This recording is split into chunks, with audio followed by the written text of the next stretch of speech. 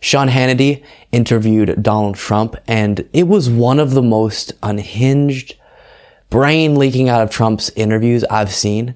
I mean, he floats maybe the wildest theory about the FBI raid I've heard, and I've heard some wild theories. So we're going to get to that moment. Really, really insane. But first, this is him responding to the Leticia James lawsuit into him, or of him and his kids. The 45th President of the United States, Donald Trump. Mr. President, good to see you. That was a very good job. Oh, okay, so You've done that before. I have once in a while, but a number of years. Thank you very much. So, your whole family, you saw the Leticia James presser. Terrible. Okay. What was your reaction? Well, she campaigned on it 4 years ago. It was a vicious campaign, and she just talked about Trump, and we're going to indict him, we're going to get him. She knew nothing about me. I never heard of her. But I saw this woman, I saw the statement she was putting out without knowing anything. And she said, we're going to get him. That her whole campaign was based on that. And then she came after us. We've been going over this for years. And I actually thought, because our values are really high, the company is great. I built a great company. You take places like this, so many other places that I have like this, frankly. I mean, just among the finest places anywhere in the world. I actually thought that they would never bring a case. And she brought it. And the reason I thought, because she didn't have a case, I was of the impression she wanted to settle. But I had a problem, because how do you pay something? This is such broken, weirdly jumbled together English. Please put together a good, normal English statement, Trump. Even if it's a small amount of money, if you're not guilty. This was just a continuation of a witch hunt that began when I came down the escalator at Trump Tower with our, who would know, our great future First Lady, who's done a great job and people love her. But we came down the escalator and it started. But I'm so proud of what we did. We're the strongest border. The strongest border in the world. Okay, that relates to your fraudulent business practices. How? Okay, and then here is him responding to Sean Hannity's question about the FBI raid. How did you find out about it? What was your response to that? Take a look. Let's talk about where we are right now. We're at Mar-a-Lago. Right. Where were you when you heard that your personal home was being raided? And what did you think? I was in New Jersey. I got a call in the morning from somebody that's here. Person works. Sir, the FBI just came in. I said, what? The FBI? Who? And they go, the FBI. And I said, how many FBIs are there? Which FBI?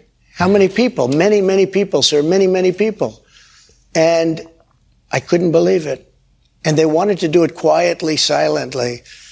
And I said, what do you mean silent? They're not silent, because I watched the way they were so horrible to so many people that you know and that I know that are good people, where they just attacked them in the house.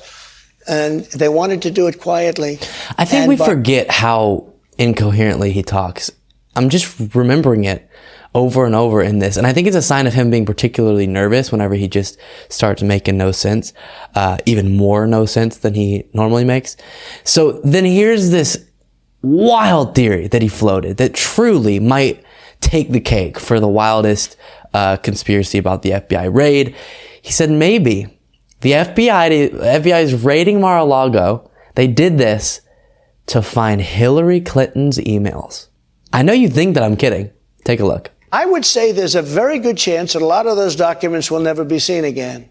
There's also a lot of speculation, because of what they did, the severity of the FBI coming and raiding Mar-a-Lago. Were they looking for the Hillary Clinton emails that were deleted, but they are around someplace? Guys, it's crazy.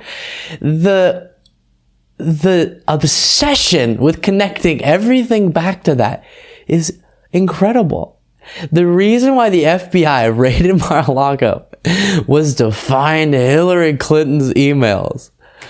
Were they looking for the spying on Trump's? You're not saying you had it. No, they may be saying, they may have thought that it was in there. Okay. And a lot of people said the only thing that would give the kind of severity that they showed by actually coming in and raiding with many, many people is the Hillary Clinton deal, the Russia stuff, or, I mean, there are a number of things. The spying on Trump's campaign. So they spied on my campaign. Guys, he's falling apart.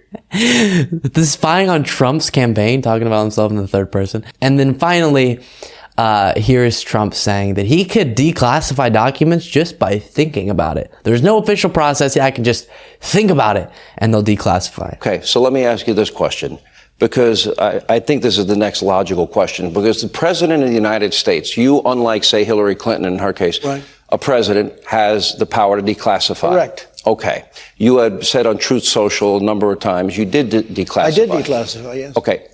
Is there a process? What was your process to declassify? There doesn't have to be a process, as I understand it. You know, there's different people say different things, but as I understand, there doesn't have to be. If you're the president of the United States, you can declassify just by saying it's declassified, even by thinking about it, because you're sending it to Mar-a-Lago or to wherever you're sending it.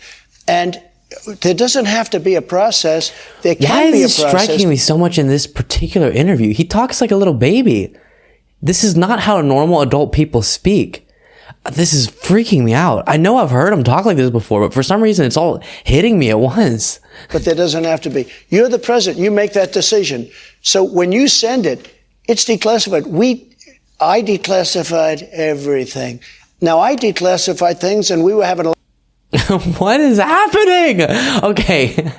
So first of all, what would be the purpose of declassification if you could do it by thinking about it? Then how would anyone know if the documents are classified or not classified? There's some process. Otherwise, there's no point to those labels, because the only reason you have them is so that other people know how to deal with the document. They know who has access to it, etc. So just to say, oh, I thought about it, so then magically it became declassified, it makes no sense. So there it is, ladies and gentlemen. Trump, I know, is picking up on the hot water that he's in and the inevitable nature to him receiving justice. I really do think it's inevitable now. Too many things are headed his way. Too many investigations, too many things coming down the pipes. And that's good, because we do need to start setting a precedent in our country where, regardless of how powerful, regardless of how wealthy, you get held accountable for wrongdoing. So for Trump, whether it's the fraudulent business practices or the attempt to overturn the 2020 election, he does need to be held accountable. And hopefully that is what we're about to see. It seems like each step of the way, as we approach it, is in line with that being the future we're headed towards. But really crazy moment we're in, and bizarre interview there from Donald Trump.